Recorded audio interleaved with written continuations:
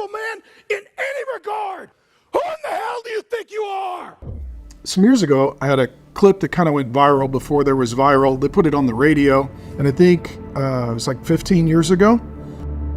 How dare you? Here was the story behind it, and for my critics and enemies that have used it, shame on you. And to hear that this kind of violence had happened to my wife, it just broke me and triggered me. And the thought of men doing these things to not just daughters, but God the Father's daughters.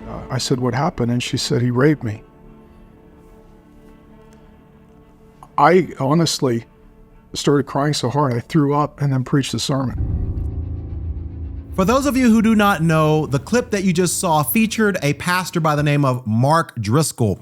Now, some of you may or may not be familiar with him, but in the late 90s and early 2000s, he was undoubtedly the most popular, most sought after pastor in the country, as he was pastoring a church that he co-founded in 1996 called Mars Hill, which was located in Seattle, Washington. And at the height of their popularity, they were averaging over 12,000 weekly attenders. But sadly, in 2014 or so, there were rumors of him demonstrating what was called abusive leadership, abusive patterns of leadership within his congregation. And the leaders of his church came together and tried to come up with a restoration plan. Apparently, from what I understand, he was unwilling to submit to this restoration plan.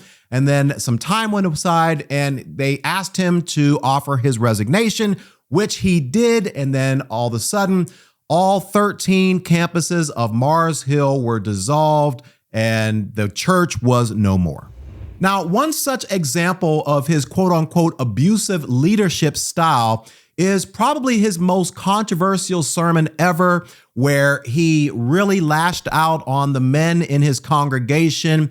And I'm going to play that clip for you in its entirety. It's about 5 minutes, because what I want to do in this video is I want to play for you the original clip that was taken on, I want to say March 22nd, 2009, as Pastor Mark Driscoll was preaching a sermon series in his church at the time. But then more recently on his YouTube channel, he actually opens up and explains the backstory as it relates to what was going on in his life, in his marriage, in the life of the church, and what he was really trying to convey in this sermon. And I think there's some really important lessons that we're going to learn, and we're going to watch that second clip a little bit later on in this video. But more importantly, I want you to stick around to the end, because I believe that there are some very, very key lessons that we can all learn from these two clips. So here is the first clip. I want you to pay close attention to it. Some of you guys, it's so frustrating. Some of you guys have been coming here for years. You still got your hands all over your girlfriend. Some of you guys have been coming here for years. Still not praying with your wife. Some of you guys have been coming here for years. You're still single and having sex. Some of you guys will even as I'm preaching the sermon, some of you will be sitting next to your girlfriend or your fiance or your wife. Some of you guys have already given her that look. Don't cry. Don't let them know they're talking about me. Just hold it together. You've already intimidated her right here. Some of you guys have already whispered in her ear, I don't want to hear it. We're not talking about this in the car on the way home. Some of you have already whispered in her ear, I'm sorry, I'll do better, trust me, let's just move on real quickly. How dare you? Who in the hell do you think you are? Abusing a woman, neglecting a woman, being a coward, a fool, being like your father, Adam. Who do you think you are? You are not God. You are just a man. You're not an impressive man. You're not a responsible man. You're not a noble man. You're not a respectable man. You're not a responsible man in any regard. I don't care how successful you are. In this area, if you are a failure, it clouds all of your dignity. It robs all of your masculinity.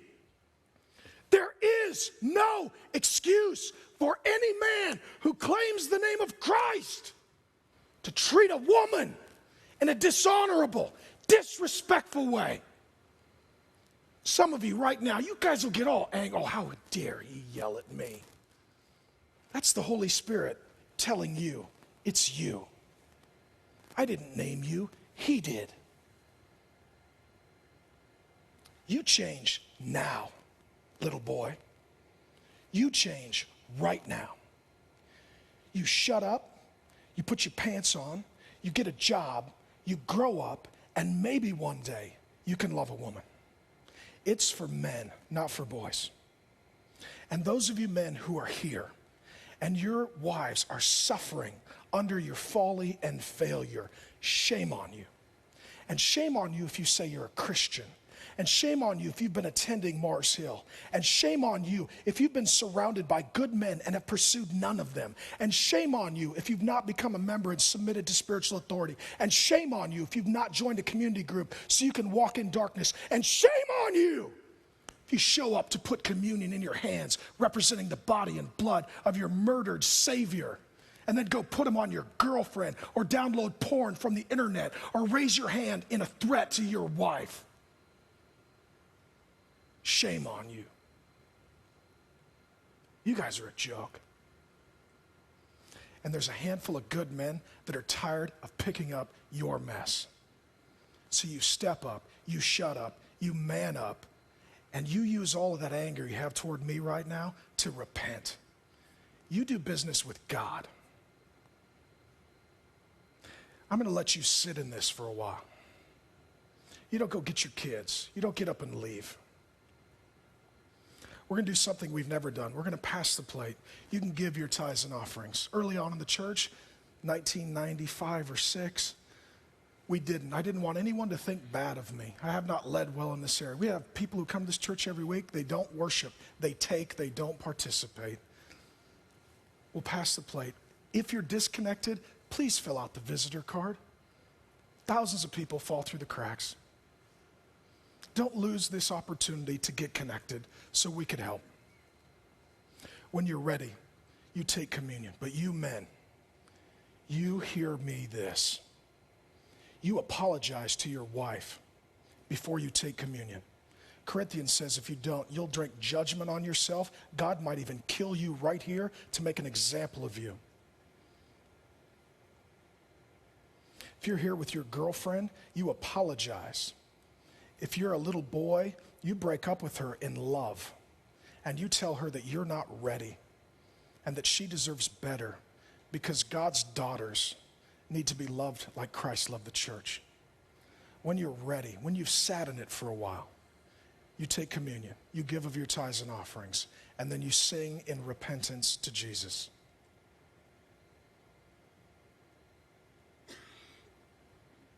I do love you.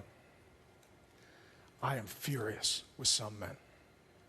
And I believe that fury is God's. You are not cute, and he is not pleased.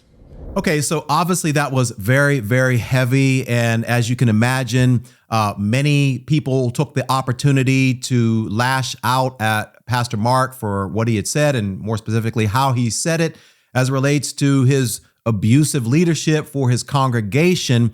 And a lot of people passed judgment on him. And once again, as I mentioned, this led to him resigning from his church as senior pastor. Now, he has since been restored to ministry and is pastoring a church in Scottsdale, Arizona. I'll talk a little bit more about that a little bit later. However, more importantly, recently, like I said earlier on his YouTube channel, he actually explained what was going on at the time whenever he preached this sermon. And I think it's very, very important for you and I to listen to his words, and then I'll share some final thoughts on what we can learn about all of this. All right, so let's now listen to the clip that he uploaded just a couple of weeks ago as he gives the backstory on his most controversial sermon, the quote unquote, "How dare you" sermon. Let's listen. Pastor Mark here. Some years ago, I had a clip that kind of went viral before there was viral. They put it on the radio. It was from a Men in Marriage series in 1st and 2nd Peter, and I think it was like 15 years ago. How dare you! So I'll just be honest with you. This is just kind of off the cuff. Here was the story behind it, and for my critics and enemies that have used it, shame on you. But here's the truth. My wife, Grace, who I met at 17 on one of our first dates, there was a guy stalking her and tried to run me over with a motorcycle. We weren't dating, we were just friends. And I got in the middle to protect her and was really worried about her safety. And then some years later, we were married and started ministry and had kids. And Grace had given birth to our 5th child, a beautiful baby boy who's now a high school senior. And we were sitting upstairs in our bedroom. She was folding laundry and we were visiting. And I asked her, I said, let me just ask you some questions. So I started asking questions about that previous relationship with that person who had stalked her, and I had to literally get in the way to physically protect her. And she started telling me some specific details of some things that had happened to her before I met her that I had never known. And at this point, we'd been married for, I don't even know. So our son would have been, maybe close to 20 years at that time. I don't even know. Okay, so I want you to notice here that he's getting ready to explain what was going on in his life around the time that he was preaching this sermon. And whatever he's getting ready to share that he found out about his wife, they had already been married 20 years, all right, by this time. And apparently this is the first time he was finding out about this. So let's keep going. And as she started answering the questions, she was busy folding the laundry. And I just started, I was weeping uncontrollably because it dawned on me that my best friend who I care the most about, she was a sexual assault victim many times and repeatedly, and it just wrecked me. I grew up in a dangerous neighborhood. Green River Killer, Ted Bundy, prostitutes. One of the gals that was murdered was my buddy's friend, and she was turning tricks. And sometimes I would be driving to work on what's called Pacific Highway, and some of the gals that were out prostituting were gals from my high school. I mean, I knew these gals, and it was a horrible situation. A couple of strip clubs within walking distance of my house, massage parlors, hourly rate. And so I just saw the evil that men did to women, and it just wrecked me. And I had 2 sisters as well. So then to hear that this kind of violence had happened to my wife, it just broke me and triggered me. And we got Grace some help. And I started at that time researching trauma and abuse and assault. And a lot of what we know today is really new information on these issues. And this was a while ago, so there wasn't as much written. I read as much as I could on sexual assault and trauma, and met with counselors, and was trying to figure out a way to help my best friend just kind of recover. Okay, so I don't want to keep pausing it, but I just want you to understand here. This man, before he was getting ready to preach this sermon about men in marriage or whatever, just found out after 20 years that the woman that he loved, his wife, was an assault victim, a sexual assault victim. And he shared his background and things of that nature as it relates to what was going on in his neighborhood, things that he saw growing up. And all this is the backstory before he preached. All right, let's keep going. From what she had been through. And and so we were processing a lot of that as a married couple, and issues like disassociation and trauma triggers, and trying to learn all of that to help Grace. And then at the time I was pastoring a church that was urban, very young, and it started off as a college ministry, and so everybody was very young, and a lot of homeless kids, a lot of punk rockers, a lot of drug use and abuse. And a lot of the men had deep-seated porn habits and sexual addiction, and they were not safe men. And a lot of the women were sexual assault victims and trauma victims. and abused. And a lot of it was sometimes college campus drinking and rape culture. And so baptized a lot of young Christians. I think we baptized altogether like 10,000 in downtown Chop Zone of Seattle. And I was out preaching in bars, fraternity parties, and I was literally going to houses where homeless kids were encamped and sharing the gospel with them and climbing through, kick down doors and broken windows. I just wanted to see people meet Jesus. And as Grace started talking more publicly about her assault and her trauma, it just created, and it was very, very brave of her, it created a wave of women who felt that it was safe to talk about it. And so they started reporting to me as their pastor and us as their church, their trauma, their abuse, all that they had been through. And at this point, we were just a few years into Grace's healing and recovery process.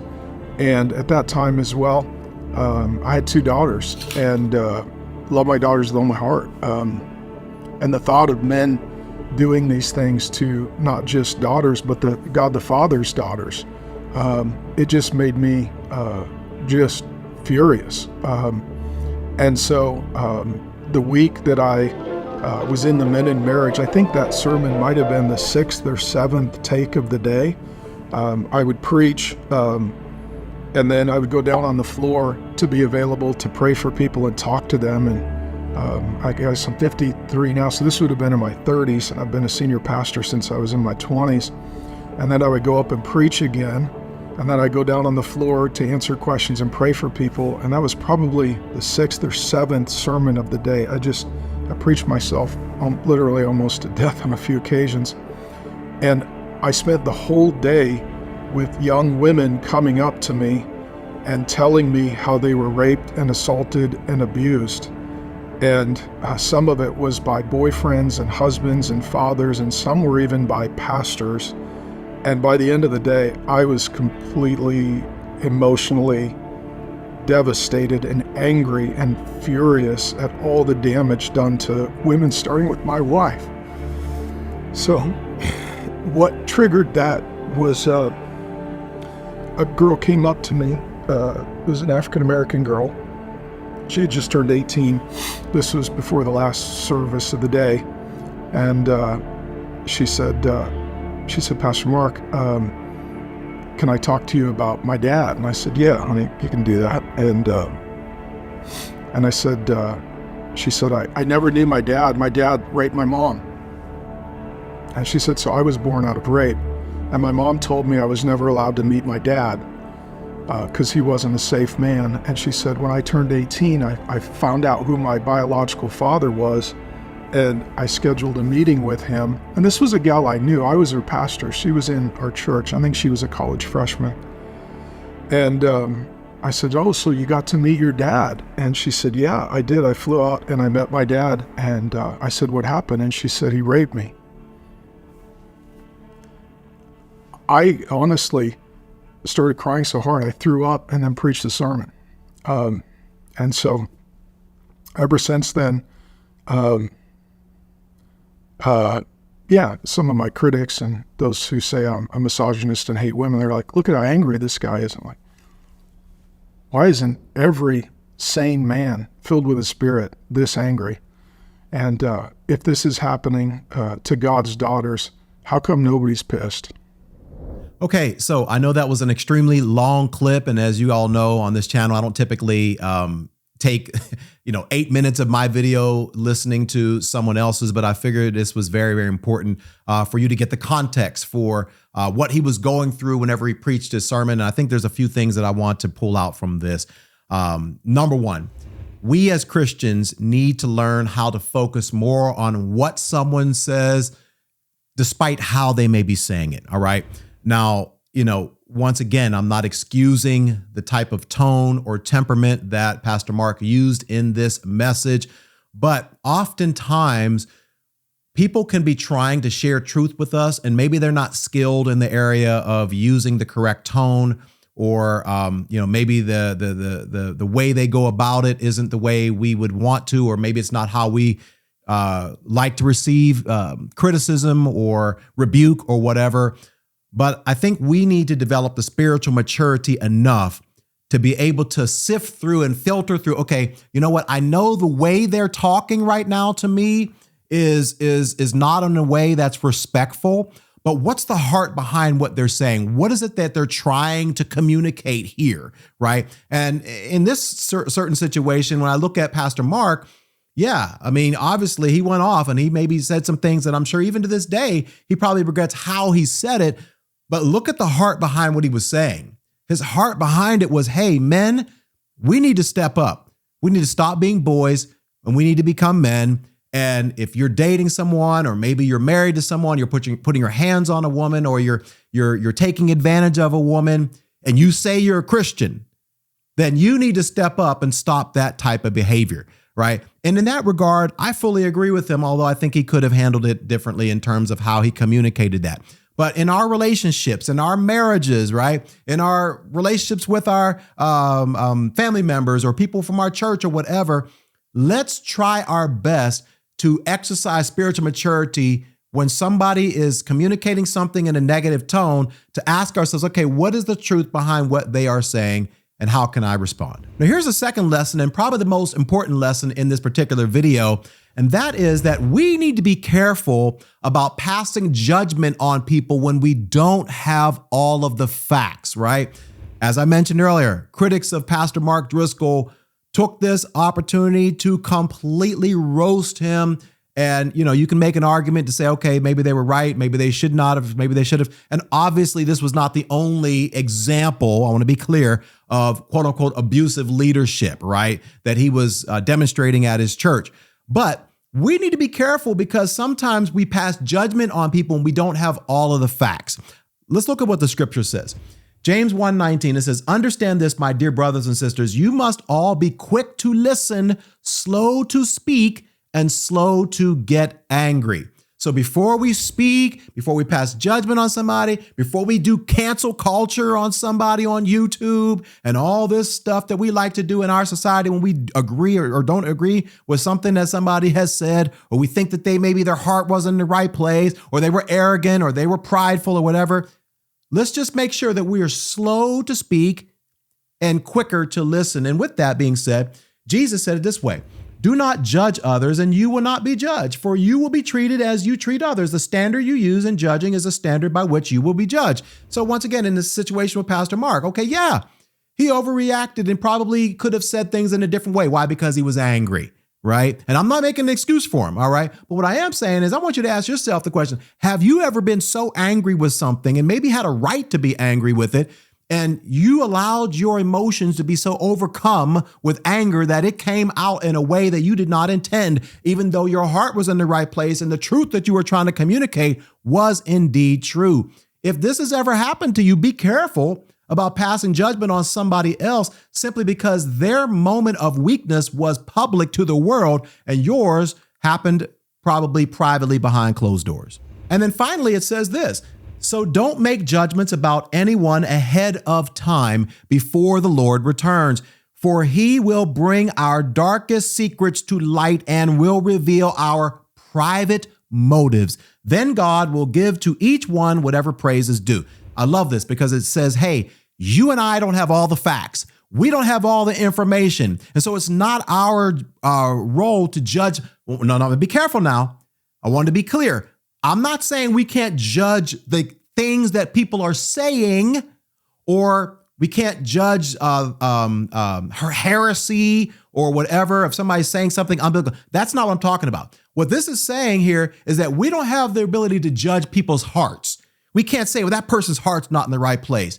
Or you know what? They're prideful or they're arrogant. No, because it says here that when the Lord returns, he's going to reveal our private motives, things that only he knows and you and I don't have access to. Then God will give to each one whatever praise is due.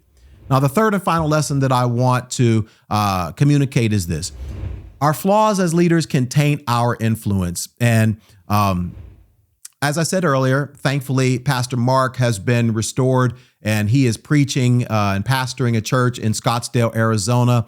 Although I have heard that there have been some rumors that maybe some of his behavior has repeated there. I don't know. That's really not the point of this video. But the point is this, that, here's a man who had 12,000 weekly visitors. Clearly, he had a lot of influence and was on the track to probably having one of the largest, if not the largest church in the country by now.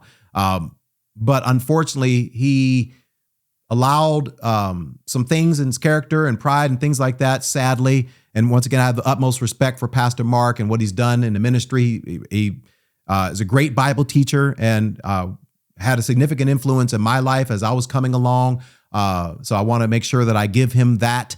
All right. But unfortunately, the impact and influence that he has now in his current church, from a numbers perspective only, isn't where it was in his previous church. And I think that we need to be careful, because sometimes when we allow ourselves and our flaws and our failures and our shortcomings to overcome us, oftentimes God will allow us to be restored to ministry, but we may not have the same influence that we could have had we stayed on the right track. So guys, I hope that the lessons that we learned in this video, you'll apply them to your life and in your relationships and in your ministry if you're a ministry leader. And hopefully we can learn something about Pastor Mark's past, as well as his courage to come forward and share what was going on at the time. So let me know your thoughts down below. Maybe you attended Mars Hill Church, or maybe you've been impacted by Pastor Mark's ministry then and now. Let me know your thoughts. I'll see you in the next video. Bye for now.